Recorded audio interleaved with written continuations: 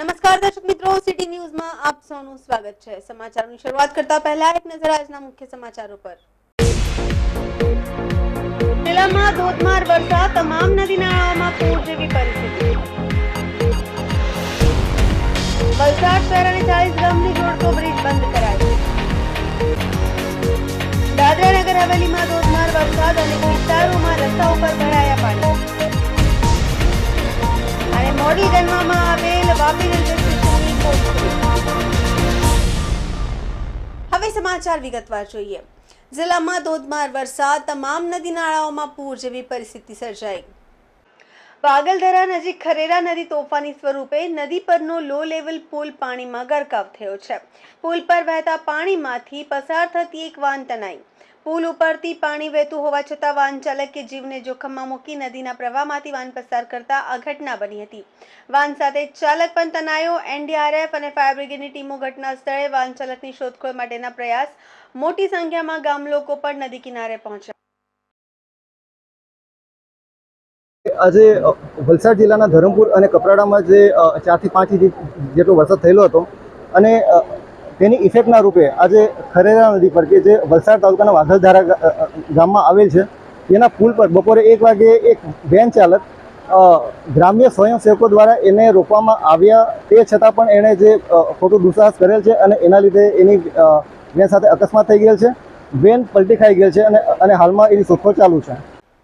વલસાડ શહેર અને 40 ગામને જોડતો બ્રિજ બંધ કરાયો। વલસાડની ઔરંગા નદી બે કાંઠે વહેતા વહીવટી તંત્ર દ્વારા કૈલાસ રોડ બ્રિજ બંધ કરાયો। પોલીસ બેરિકેડિંગ કરી બ્રિજ બંધ કરવામાં આવ્યો છે। મામલતદાર સહિત તમામ અધિકારીઓને હેડક્વાર્ટર ન છોડવા સૂચના આપવામાં આવી છે। ઉપરવાસમાં સતત વરસાદના કારણે નદીમાં પાણીની આવક વધી।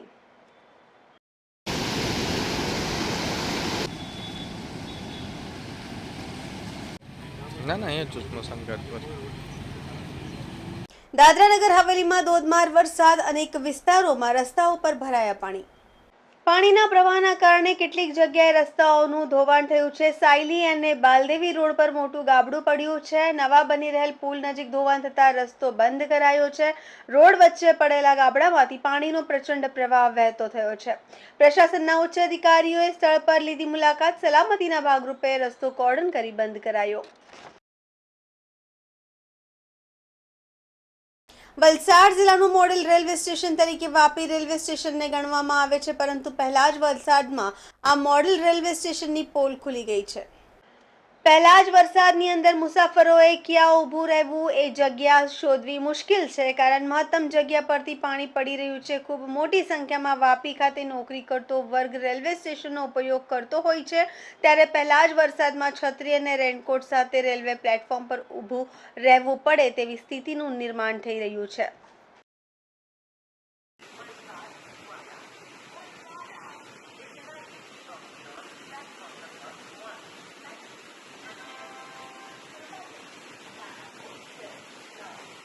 તો આ હતા અત્યાર સુધીના સમાચાર। જોતા રહો સિટી ન્યૂઝ। નમસ્કાર।